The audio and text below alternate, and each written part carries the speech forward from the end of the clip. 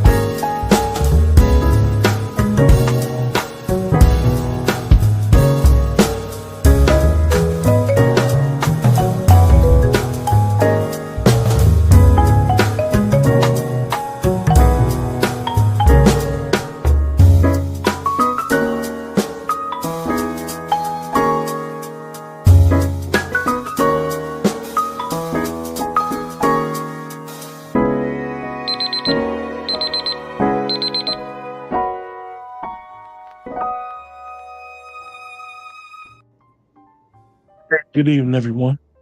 Welcome. Let's talk too. And tonight, Sister Azima and myself, we're going to discuss the 14th Amendment. And really, I said this to Sister Azima literally 5 minutes ago. When you start to look at the 14th Amendment, it's like going down what we would call a rabbit hole, because a lot of the stuff are legal terms, number one, and or there's a lot of subsections, a lot of things that are applicable, not applicable. Uh, so it's very interesting that we are going to discuss it, uh, and try to give it some understanding to what we read. And you guys in the chat are more than welcome to join us in this discussion, because it's very important. I know that last week I had made a statement in reference to the 14th Amendment that it had never been ratified. uh, I need to clear that up, because we want to be those people that when we make those type of mistakes or error, we want to explain it in a way where it will be understood. And what I mean by it wasn't ratified was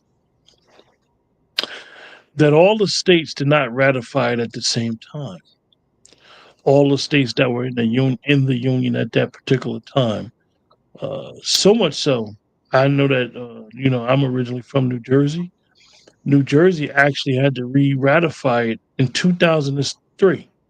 That's how recent it was. So we need to, as they say, overstand to really get a complete picture of the 14th Amendment, who it was for, what's said in it, and why it is so significant. Sister Azima, what's going on? Hey everybody, how are you doing? It's my first night of having a good night's sleep and no sirens or any bad weather. Mm, So, I'll have it tomorrow.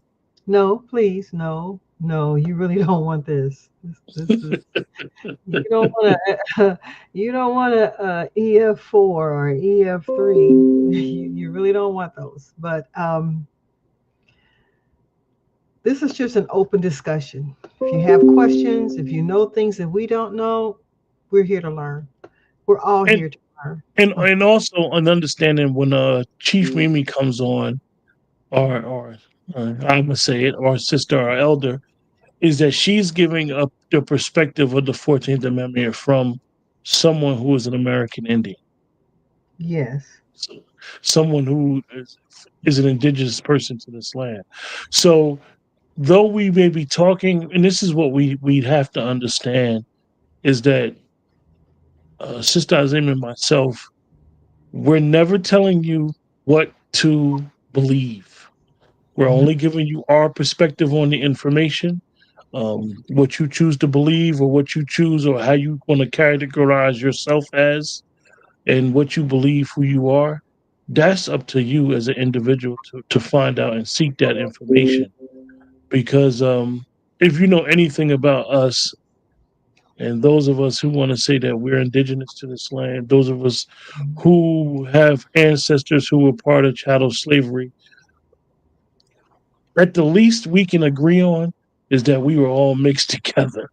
We were we were put in one big melting pot and learning and trying to figure out who's who can be very, very interesting. Like I said, you go down the rabbit hole, even in your lineage, it will be very interesting with finding out who you are when you go down your lineage. It's not as hard as people make it out to be.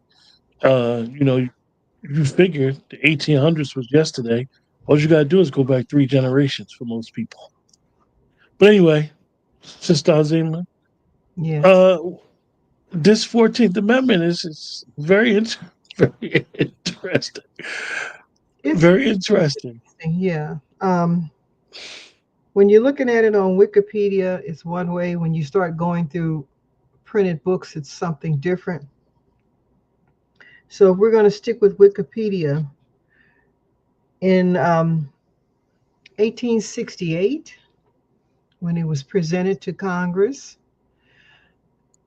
we only had 32 states. We still had territories. And so California was a territory, Oregon, Washington State, Montana, Colorado, all of those were part of territories. They were fighting, quote unquote, fighting the indigenous population that they called the Native American for the lands that belonged to them. And remember now, the Constitution, as Chief Mimi pointed out, it was not created by uh, the members of Congress that we knew at that time, what they call the founding fathers. They could not have been founding fathers because this land was already occupied with.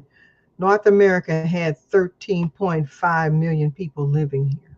So you could not discover a land, it was never empty.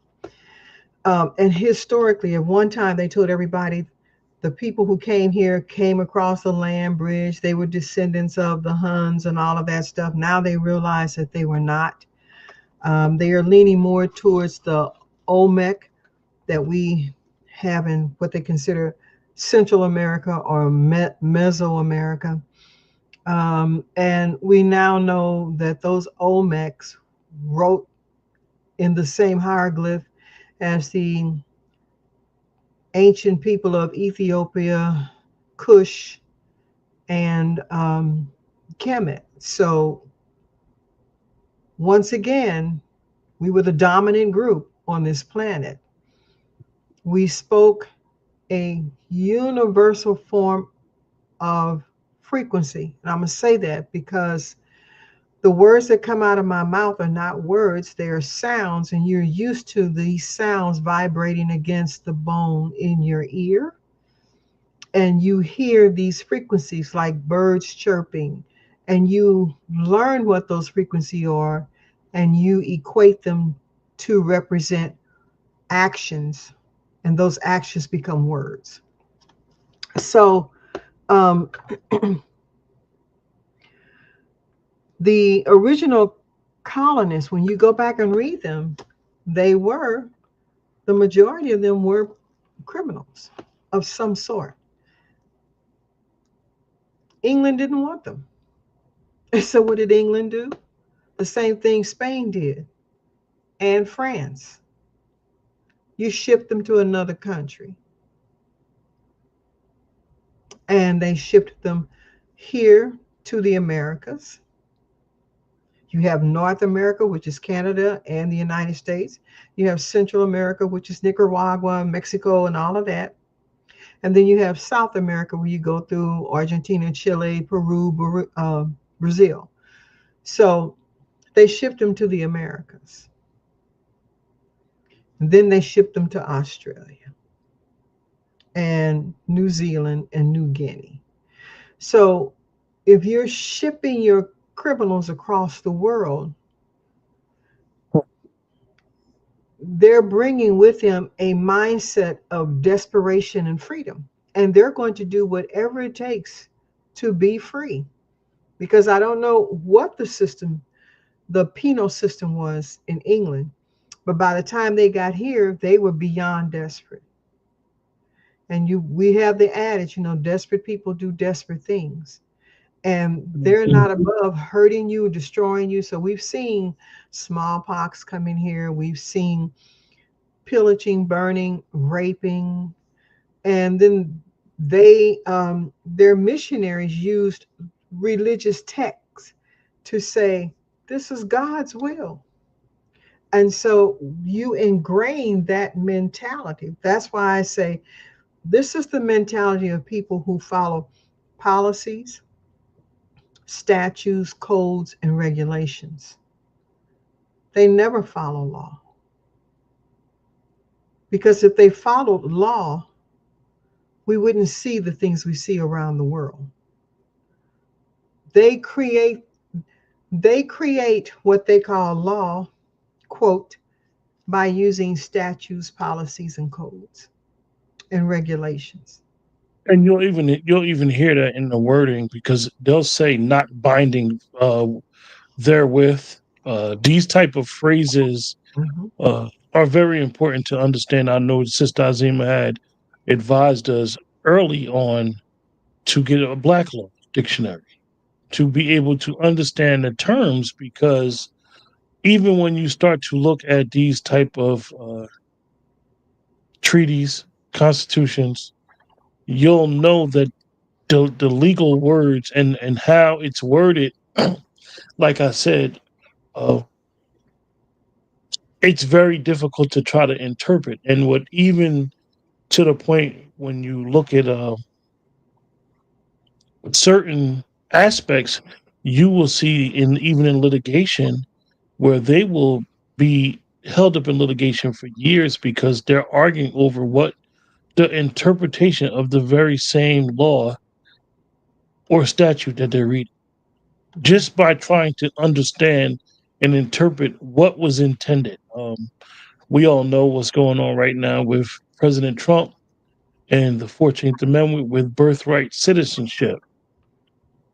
And we had explained how this ruling,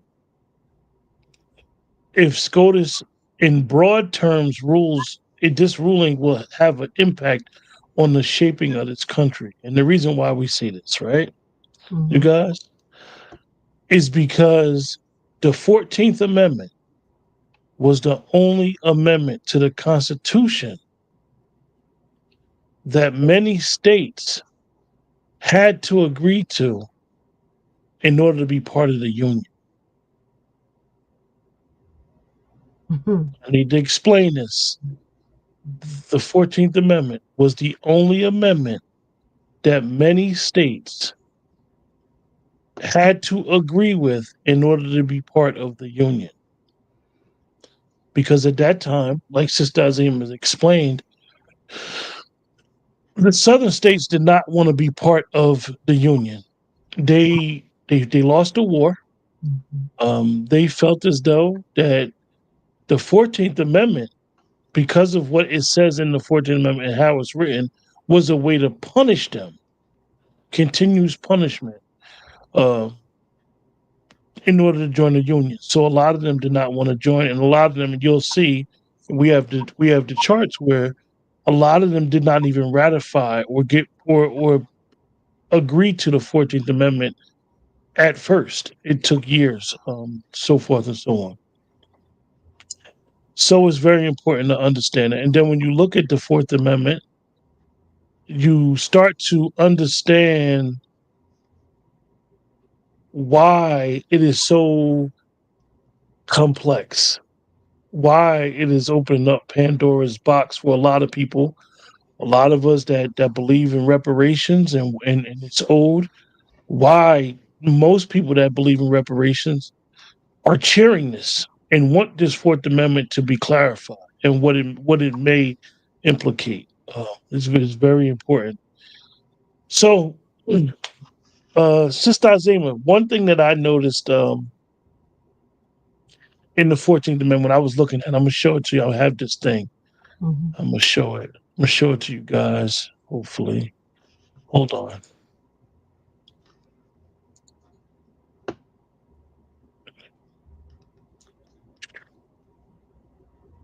Okay, here it goes. This is subsection 1 of 14th Amendment. All persons born or naturalized in the United States. And this is the part where SCOTUS is going to look at. SCOTUS, this first paragraph Please, is the most what is SCOTUS? Because everybody may not know what Supreme, SCOTUS is. Supreme Court of the United States. Okay. The, so the first paragraph is going to be the most important part of this subsection, right? Hmm. All persons born or naturalized in the United States and subject to the jurisdiction thereof are citizens of the United States and of the state wherein they reside. No state shall make or enforce any law which shall abridge the privileges and immunities of citizens of the United States, nor shall any state deprive any person of life, liberty, property without due process of law, nor deny any person within jurisdiction the equal protection of the law. Then it goes on to say the citizens' provisions of the 14th Amendment may be seen as repudiation of one of the more politically divisive cases of the 19th century. Under common law, free persons born within the state or nation were citizens thereof. See the Dred Scott case. We discussed how the Dred Scott case was very, very important. Um, However, Chief Justice Roger Taney, writing for the court, ruled that this rule did not apply to freed slaves.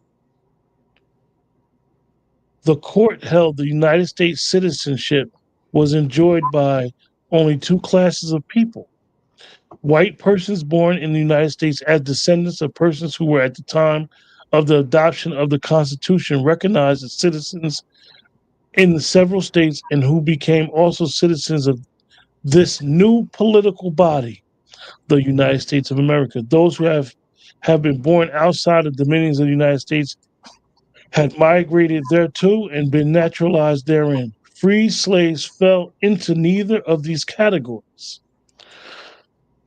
The court further held that although a state could confer state citizenship upon whomever it chose, it could not make the recipient of such status a citizen of the United States. Even a freedman descended from a former slave residing as a freedman in one of the states at the date of ratification of the Constitution was held ineligible for citizenship. Congress subsequently repudiated this concept of citizenship, first in Section 1 of the Civil Rights Act of 1866, and then in Section 1 of the 14th Amendment. In doing so, Congress set aside the Dred Scott holding and restored the traditional precepts of citizenship at birth. Okay, so hold everything that he's saying. Do you remember the movie uh, Amistad? They were, I think it was 8 men that had come from, was it Ghana, Nigeria, someplace. And when they got here, they said, I'm not a slave. And they ended up going to court. And they used all of that against them because they looked in Black Law's library and said, a citizen is considered a person. It's not considered a person. It's a place or thing. A person is an entity or corporation that acts on the behalf of said family. So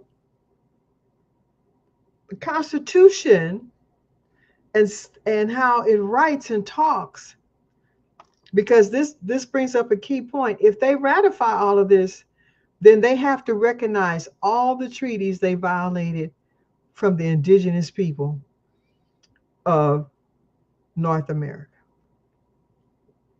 They don't want And, to do that. and we're going to finish that. We're going to finish it real quick. The next section. I'm glad you said that, Sister Azim. Mm-hmm.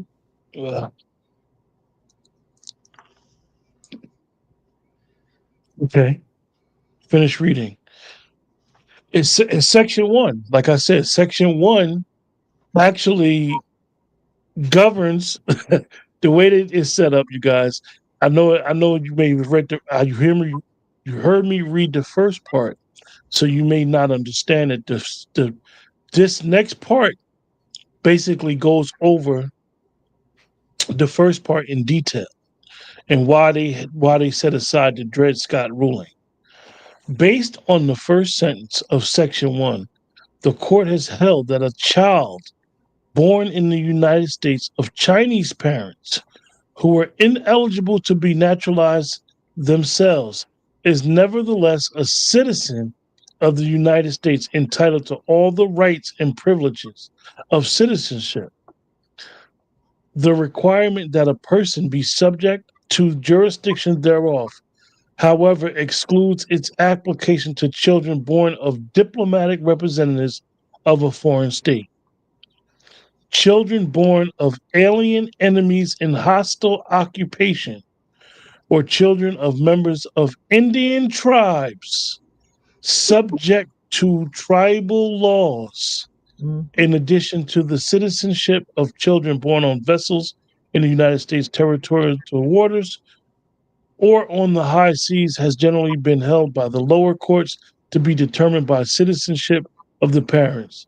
Citizens of the United States within the meaning of this amendment must be natural and not artificial persons, a corporate body, and is not a citizen of the United States.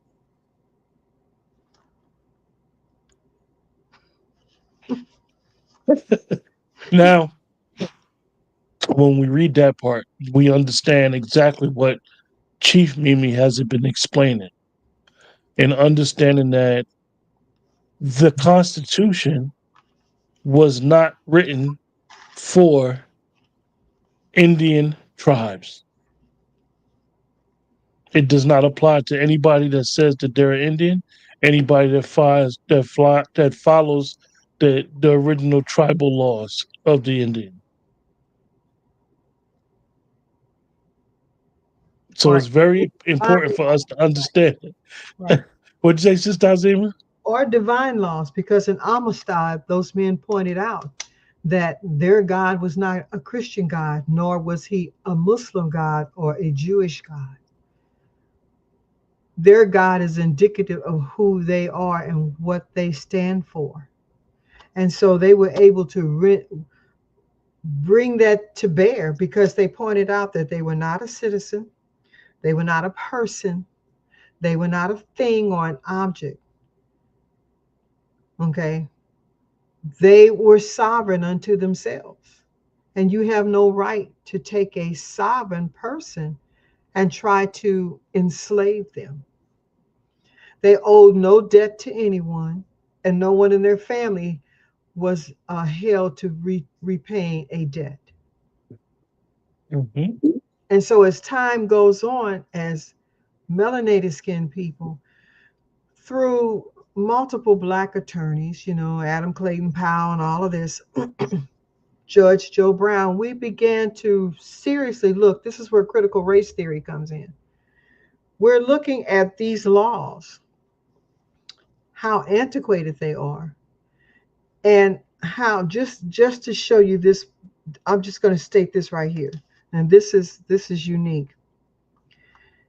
Arizona supposedly ratified the 14th Amendment in on July 24th of 1868, but they couldn't because they didn't become a state until 1912. Explain that again. Say it again, Sister Azima. Arizona, when you go and look it up, the states that ratified, and you put any state in, whether it's California or Oregon or whoever, they're going to tell you it was all ratified by these states. There were only 32 states at that time. And so California wasn't a state at that time, nor was Utah or Montana. But they'll tell you that Arizona became the 48th state on February 14th, 1912, but they had pre-ratified the 14th Amendment. How? They had no state representatives, they had no congressperson. So how can you pre-ratify when you're still a territory and you didn't become a state? New Mexico didn't become a state until 1912, but they would tell you that they had pre-ratified the 14th Amendment on July 9th of 1868, and they couldn't because they weren't even a territory. Colorado didn't get statehood until January 1st of 1876, but it didn't ratify until until 1896. Here's a better one. South Dakota became a state in 1973, and it rescinded its 14th Amendment on March 5th of 1979.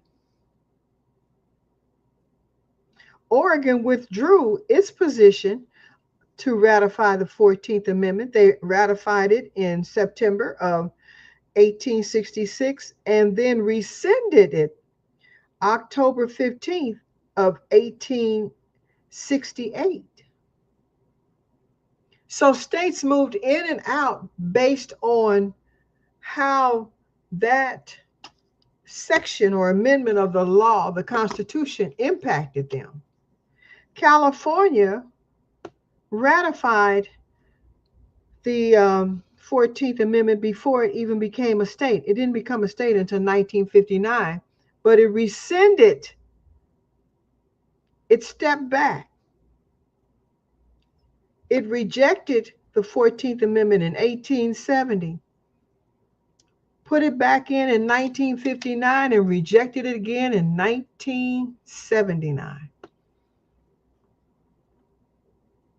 So there are a lot of states out here that say the Wikipedia is going to tell you all of the states came on board with it. Hawaii didn't become a state until 1960. They didn't ratify until 5 years later, 1965. So when we hear, go ahead. so when we hear you guys, when you hear the Democratic Party, and this is not about Democratic Party or Republican Party. However, for the sake of this discussion, it needs to be understood. When you hear the Democratic Party saying that President Trump wants to destroy the Constitution, know that this type of rhetoric, why it's so dangerous, is because for the layman, when you hear that, you'll think he's destroying everything that the country's built on. However, it's not that simplistic. Mm-mm. What he's doing is he's actually taking the federal government from acting as the overseer of every individual state.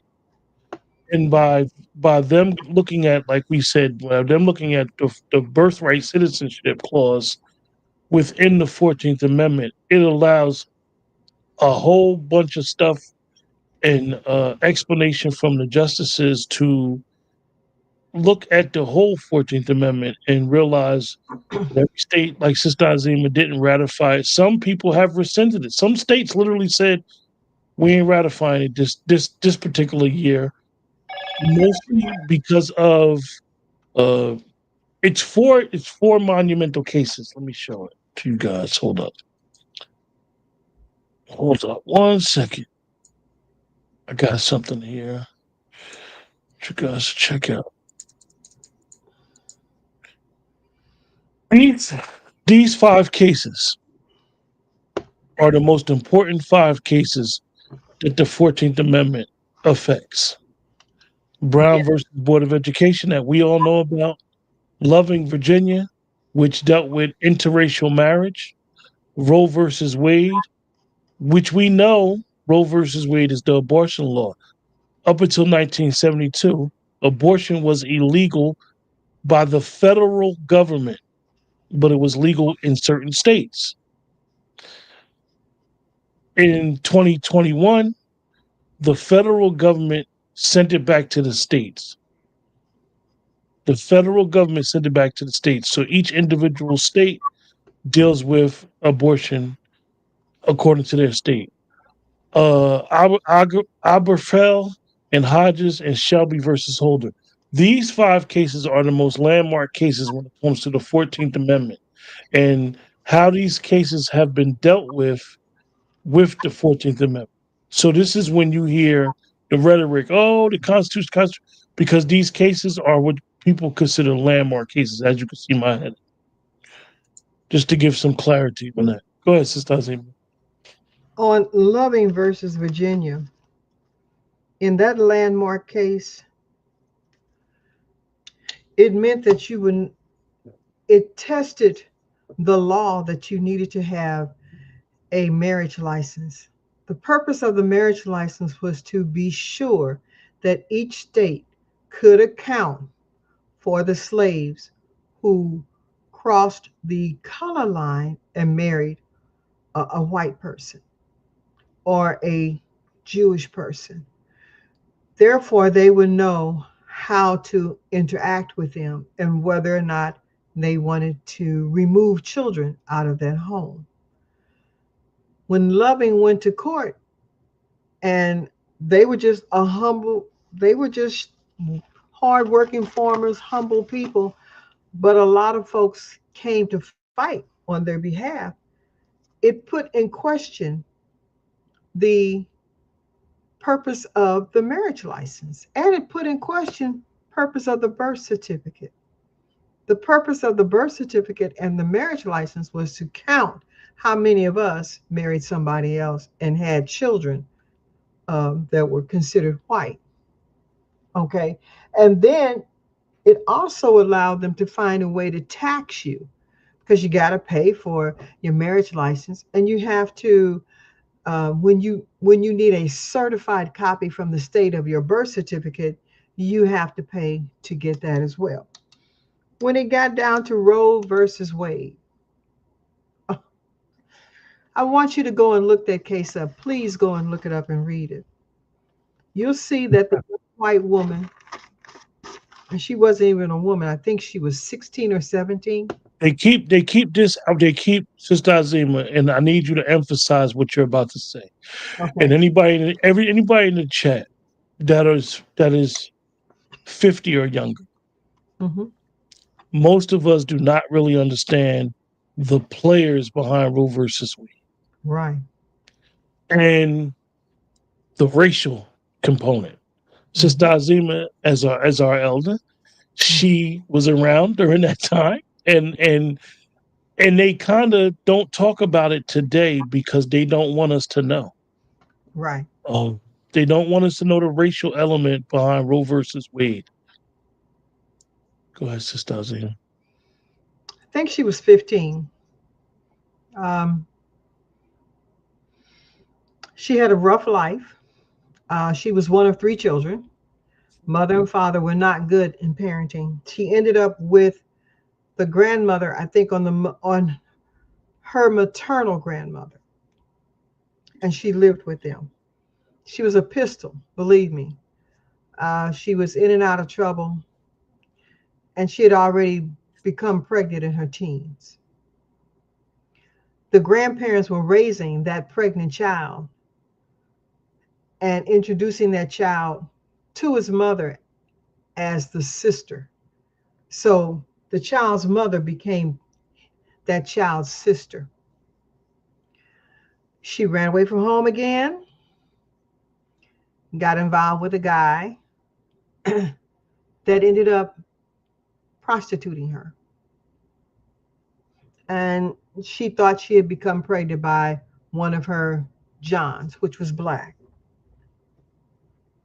She went to get help, and the state did help her. They eliminated that child that she was pregnant with.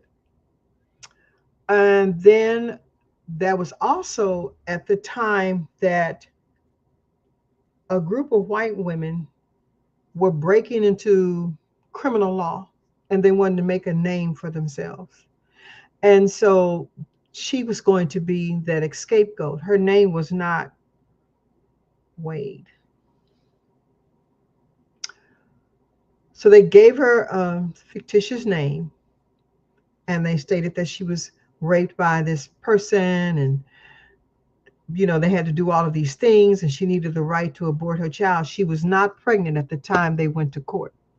That child, that fetus, had already been aborted in her just under 12 weeks of pregnancy. The state aborted the child because they found out that she was being trafficked or prostituted, and she was a minor. And so they eliminated that. But the attorneys used her so that they can remove what we call 10th Amendment rights. And that's where states make the decisions for the people. The state can't make a decision for you. You make the decision by being in your state representative's face. If you're not calling him, you need to be texting them, writing them, letting them know how you feel. Your state senator, your politicians. When Trump said, let's push these things back to the state, it is so that each person in that state has the due diligence to be actively involved in what goes on in their state. If you don't take uh, an active role in that, then you get a federal oversight. And the federal oversight is not interested in you. It can be manipulated by a lot of other entities. By pushing it back to the states, you have to fight for it. This young lady got used for over 22 years.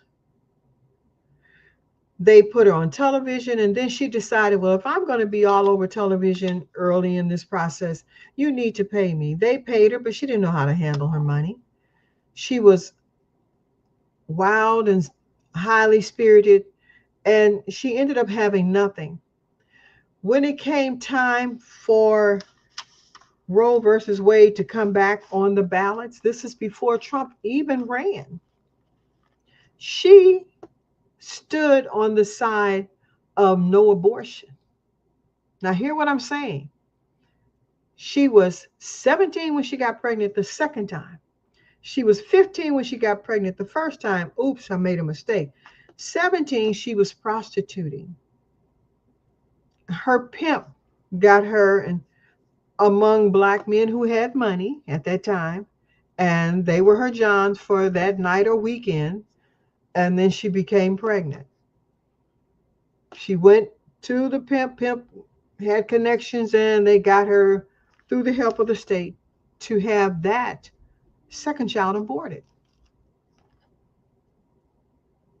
She was already, she had already received the abortion, but she felt like she wasn't getting, she felt like life was treating her wrong, and it did. I'm not saying that it wasn't, but because she didn't have enough education to move forward, and her grandparents didn't have enough education, she got involved with some attorneys who wanted to make a name for themselves and introduce this. This was introduced for the sole purpose of Margaret Sanger. Go back and read about her. Population control is important. It's important anytime you have people that are of melanation, whether they are Asiatic, Russian, okay, from the European countries or the Asiatic countries, or any of the Polynesian areas, or here in all of the Americas. You can't have those people knowing what they know. Why? Because we are naturally spiritual, and we vibrate to a frequency that allows us to have that one-on-one conversation with God by whatever name you choose to address that aspect of you. If you feel it necessary to control people, you have to make sure they are segregated and that they are um, manipulated. And you do everything in your power to denigrate them so they can never question what's going on. You put them in a caste system. Look at India, the Brahmins, the whole caste system there. So with Roe versus Wade, they used that young lady for a very long time. The attorneys had her, and then when she decided, I'm not getting anything out of this. You all are getting all the glory. You're getting all these money. You put me on television. You make a mockery of me. You talk about how ignorant I am. And they really did. I mean, they just talked all over her like she didn't exist. And then she said, I'm going to support the anti abortion bill. And they dropped her like a hot potato. They extolled her beyond any belief. They called her every terrible thing under the sun. And You know anything about the liberal agenda? A friend of mine, she always loves to say it. They eat their own.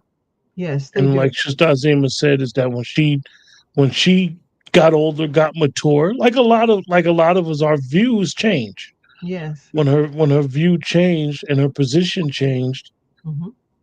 they ate her. They ate her badly. And they lost because Roe versus Wade went back to the state. Now, I'm going to tell you something. In Missouri, you have viability.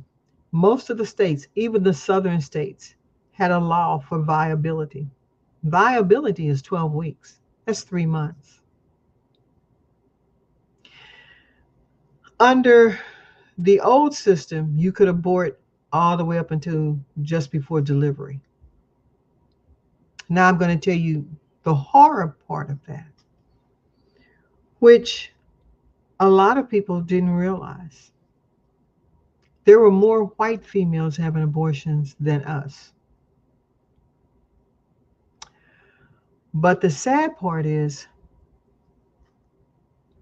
when you went in and had an abortion, all of that retinol that you were putting on your face came from the stem cells of aborted fetuses. And they mixed it into the collagen and all of that you were putting on your face to look so young. Stem cell technology was coming from these aborted fetuses. And that was part of the Margaret Sanger Planned Parenthood. Most Planned Parenthood locations are in poor neighborhoods or people of color. Most of our folks,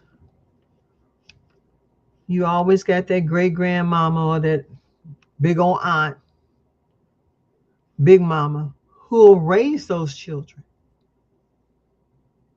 because they don't want to see you kill the child. Because you never know if that child is going to be a president. That's how we were taught. You don't know the value of that person's life. So we were brought to raise these children. If you have to take them away from the mother who was young or circumstances that, got her pregnant, whether it was rape, incest, or whatever, you took that child, you gave it to a family member that could move it out of the child's life so they would not be constantly traumatized. And this was a situation with Roe versus Wade. Once that young lady realized and matured that she was being used, she stood against abortion. And she made it quite plain. None of that law that you all enacted allowed her to have an abortion. She had the abortion before the law even came into effect. But they will never tell you that. Because once again, it's policies, codes, statutes, and regulations. So when we heard the rhetoric in 2021, when the Supreme Court sent it back to the states, most of the rhetoric that we heard online was, "Oh, they banned abortion, they did this, that, and the third," and then you'll get the one or two instances where someone wants an unwanted pregnancy and they have to cross state line or whatever. You got to do what you think you got to do. Um, but we need to understand that it's back to the states. And this is what the 14th Amendment covers. And Sister Azima had brought up the other case, Loving versus Virginia, right?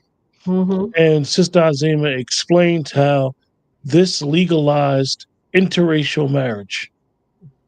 Mm-hmm. Uh, if you guys aren't aware, during President Trump's first presidency, he pardoned someone, and a lot of people did not understand why he pardoned this person. Mm-hmm. And a lot of people thought that he was sucking up to the black vote by pardoning Jack Johnson.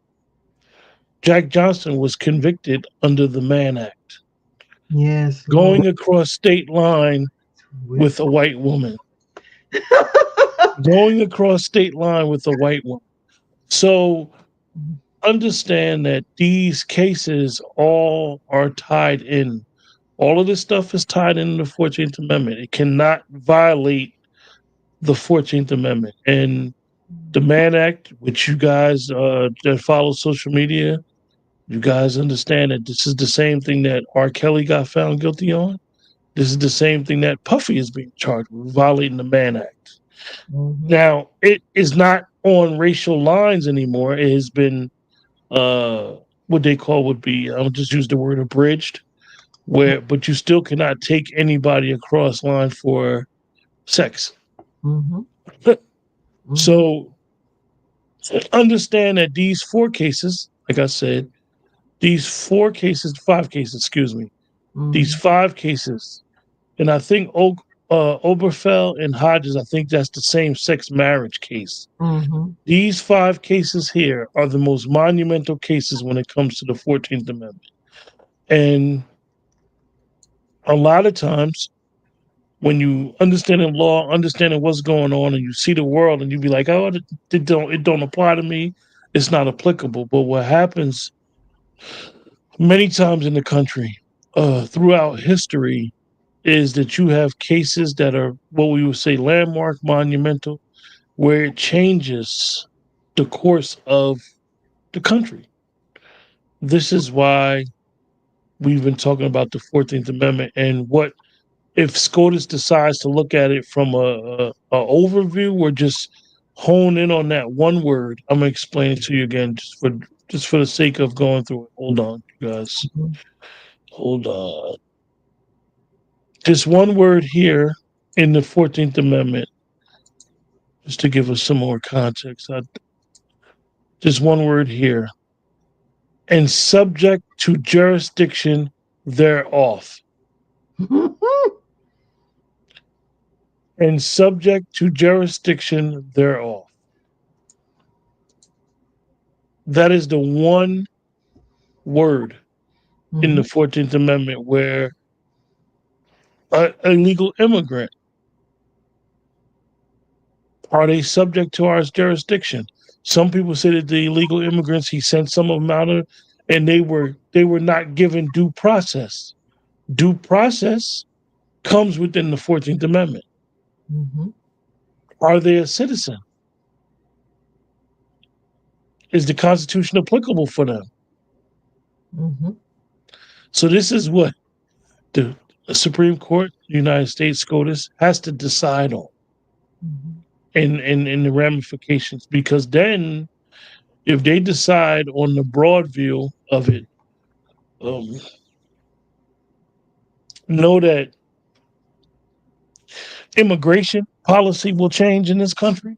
Mm-hmm. Um, we will basically have an open border union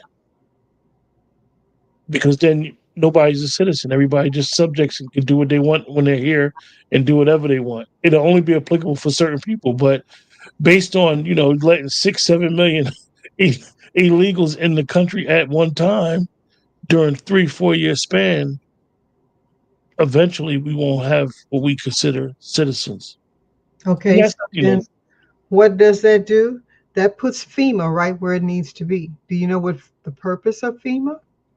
The purpose of FEMA came about after the Oklahoma bombing in the late 80s, early 90s. And Timothy McVeigh was the scapegoat, kind of like Sirhan was, and Oswald for Kennedy. The bottom line is that the CIA, now I'm going to go back to what George Carlin said. Now let me backtrack just for a second. He was on a television show And there was a black politician there saying, "You're calling everything a conspiracy." Carlin said it is no longer a conspiracy when the controlling parties have sent their children to the schools to learn how to control you. They don't need to meet anymore. They already know what the agenda is. So that brings us to the CIA. The CIA, along under the guise of New World Order, and you've heard Bush say, if you're old enough, George Bush said it in his presidential speech, the presidential address. Obama said it. Clinton said it. Biden said it. Johnson said it. Ford said it. Nixon didn't say it. Reagan didn't say it. Nixon lost his right to be president. Reagan was shot at twice. Look at that. Trump, Kennedy. So this all falls under the umbrella of Margaret Sanger and a New World Government. In order for you to have a world government, and you're going to look at and you're going to laugh at this, but I want you to look up Agenda 21, not Project 2025, but Agenda 21. Read Planned Parenthood and learn about Margaret Sanger. They want to control the world, mostly melanated people. They need that because we provide them the spiritual energy to be able to have a direct connection to God. You cannot be one that knows your purpose because then it defeats their purpose of being in control. What's the best population to control? A 500 million people.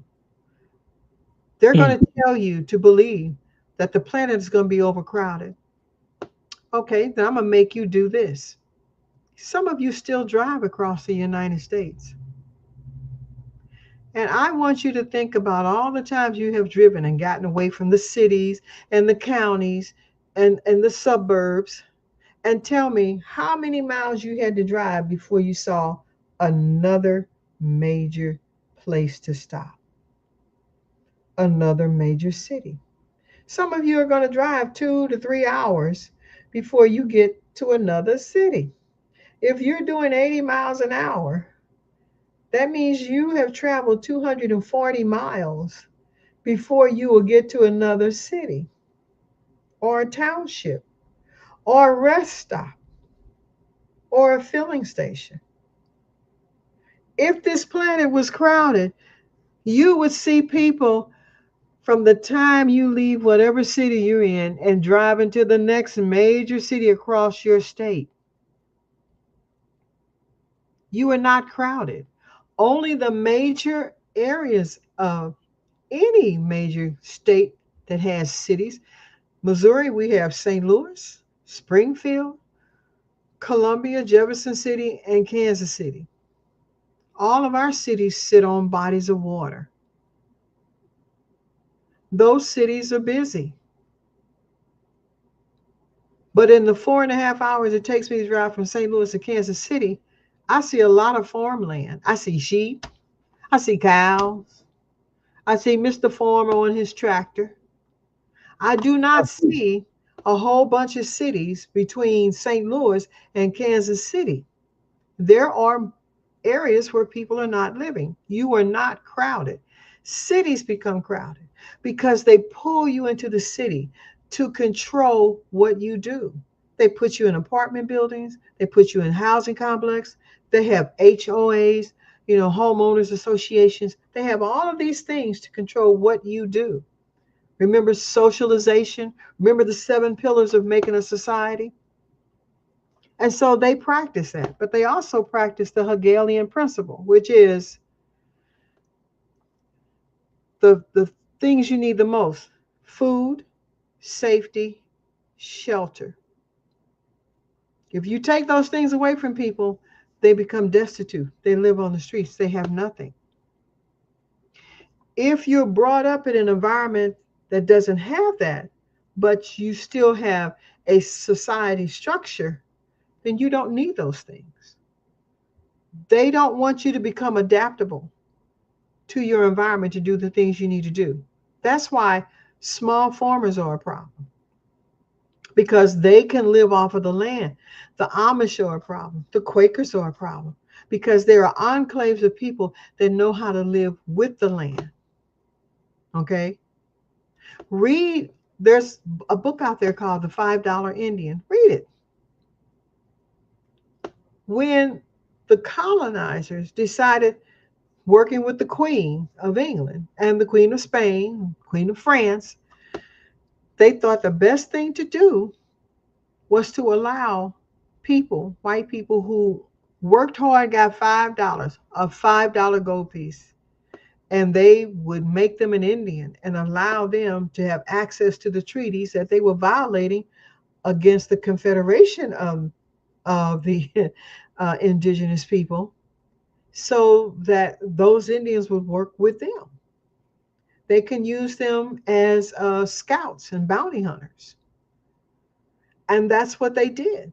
So once again, they overstepped the law by using and creating policies, regulations, codes, and statutes. You guys, one of the Sister Azima had brought up Margaret Sanger and Dr. Short and myself. we did a show about a year and a half ago, and then the show we got into Sir Francis Galton, who was considered the father of eugenics, and understanding what he taught and who he taught it to. And then we'll understand, like Sister Azim said, when you're looking at land and people who can govern themselves, Mhm, you'll understand why a certain person has bought up all his farmland and mhm, who he is and who his family is, mhm, and understanding that they were believers of eugenics mhm, and dealing with population control. Those of us, Sister Azim and myself, I live in a very rural area. Major cities probably a half an hour away from me, but Sister Azim is correct. No matter where you go within the even Alaska, no matter where you go, this world, this earth, this country, this land is very spacious. mhm. It's Um, sparse. It's sparse. I usually let everybody know that, it's even the type of work that I do. Half the country don't even have Wi-Fi, and Mhm. people laugh and they be like, "Yes, we do." Half the No, country do not have Wi-Fi. no. So understanding that the country is really rural, Mhm, it's not really overpopulated, and then understanding how evil some of these people are with their belief concept and or theory of eugenics, mhm, and saying that the earth is occupied by too many people, then mhm, we'll understand some of the things that are put in place to control us. mhm.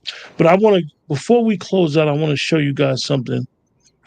Um, and this, like I said, this conversation is part of our longer conversation that we've been having with Sister Azima and Chief Mimi. But I'm going to show you something, guys. Hold up.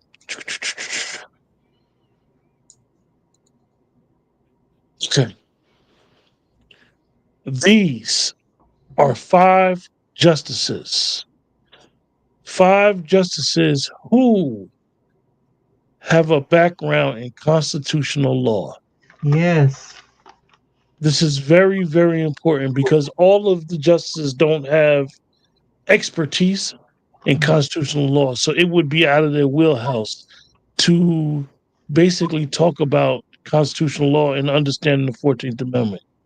So Chief Justice Roberts, he was appointed in 2005, has a strong background in constitutional law, having served as a law clerk for the then Associate Justice William Rehnquist and later a Principal Deputy Solicitor General. Mhm, Justice Eleanor Kagan, before her appointment in 2010, Kagan was the Dean of Harvard Law School and served as the U.S. Solicitor General, roles that involved extensive engagement with constitutional issues. Justice Neil Gersh, appointed 2017, Gersh holds a doctorate in legal philosophy from Oxford and has written extensively on constitutional interpretation and emphasizing originalism. Justice Amy Coney Barrett, who everybody said didn't know nothing. Mm-hmm. Before joining the court in 2020, Barrett was a professor at Notre Dame Law School where she taught constitutional law and focused on originalist interpretations. Mm-hmm. And there we have Justice Thomas. Mm-hmm. Appointed in 1991, Thomas is known for his originalist approach to constitutional interpretation and has authored numerous opinions on constitutional matters. Mm-hmm. So these are five of the justices that, and if you notice, it's the majority right now. Those five who will be ruling on the 14th Amendment. Mm-hmm. And this is why Trump said, put the powers, it's called 10th Amendment right powers to every state. When you return it to the state, those justices are appointed by Congress. But you have the power to put your finger on AOC and Jasmine Crockett. And if they do not speak the way you want them to speak, you can remove them from office. That's where your power lies.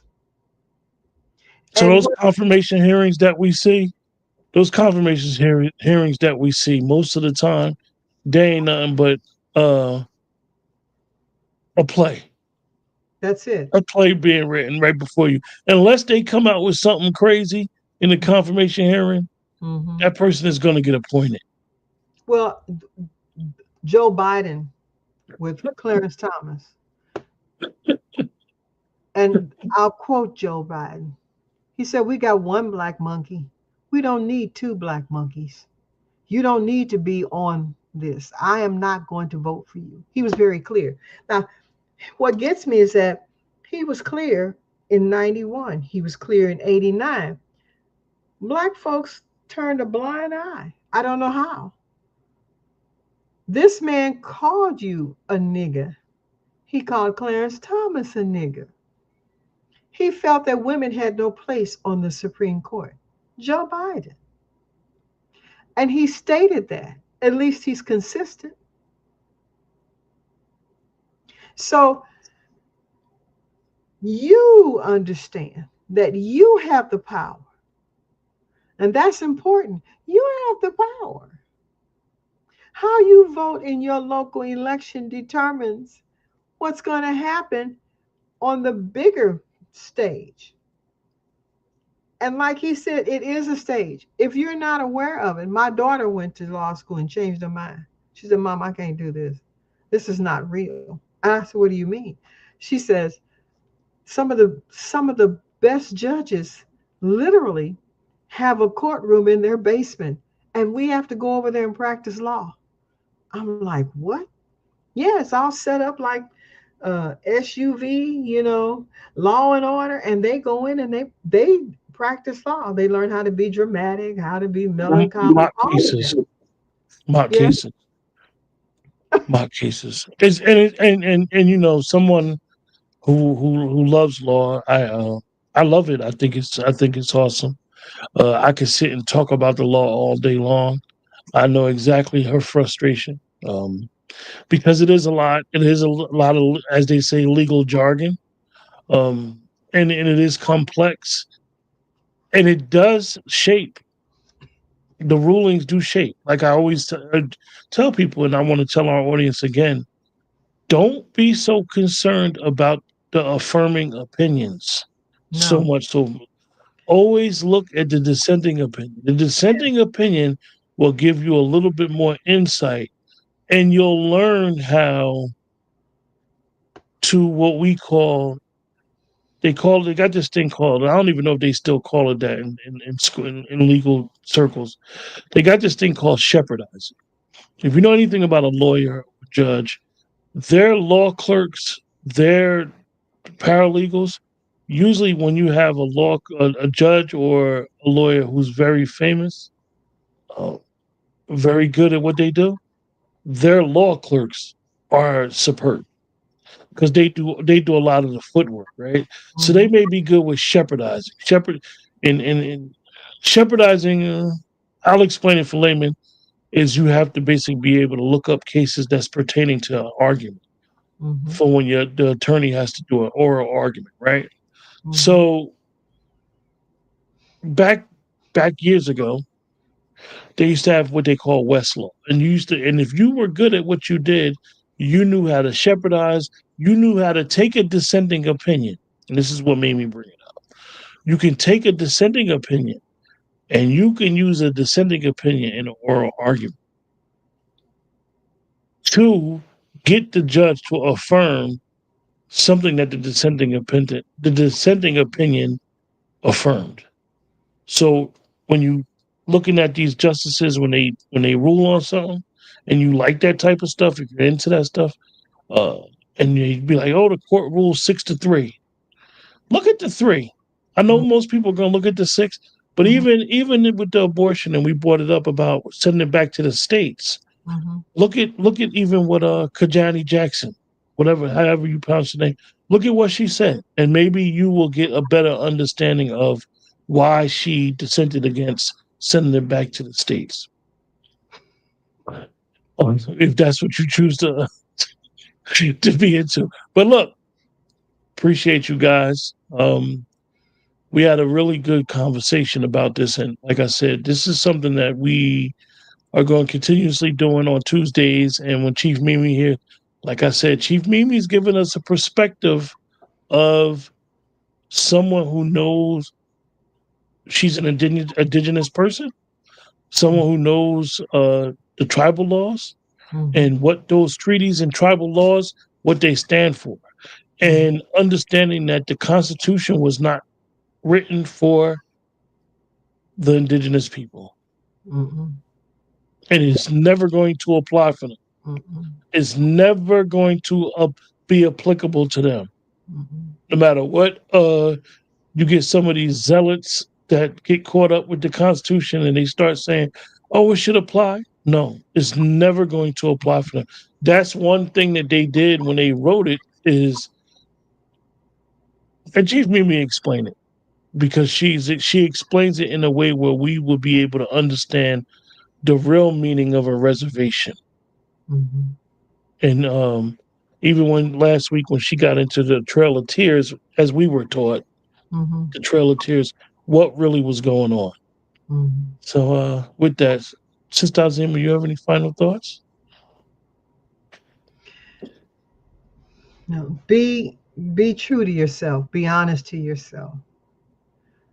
The only thing we really want you, the audience, because we greatly appreciate you. And my role in this is like the adage you have in your Bible.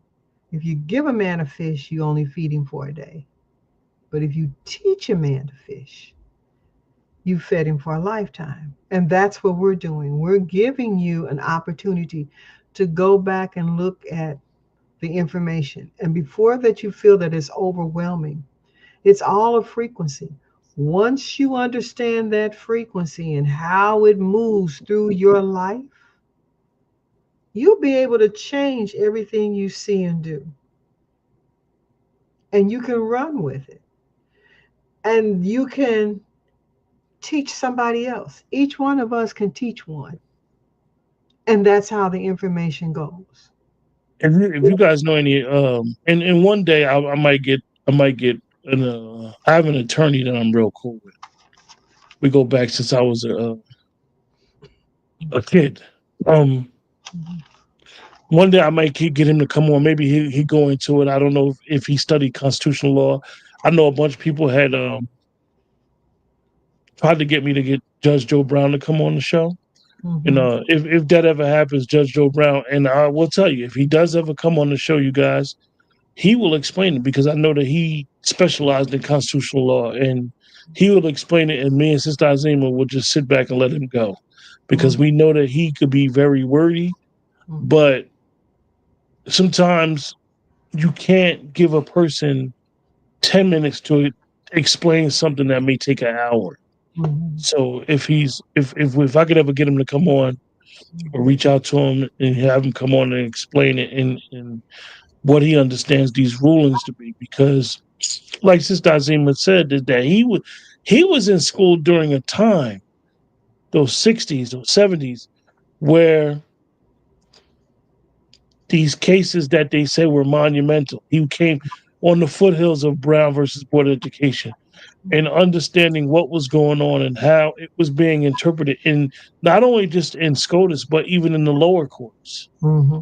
So it's important for us to understand that and understand that, some of these states, like we said, uh, ratifying, Mm-hmm. not ratifying, rescinding Mm-hmm. the 14th Amendment and what goes on. It's like a game being played.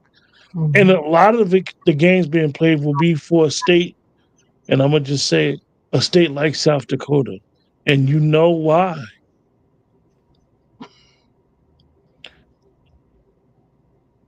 And I'll wait for Sister Chief Mimi to explain. South Dakota is one of those territories Mm-hmm. where a lot of the indigenous tribes are at. Mm-hmm. So with that, appreciate you guys in the chat. Remember to like, share, subscribe, and we'll see you guys next week.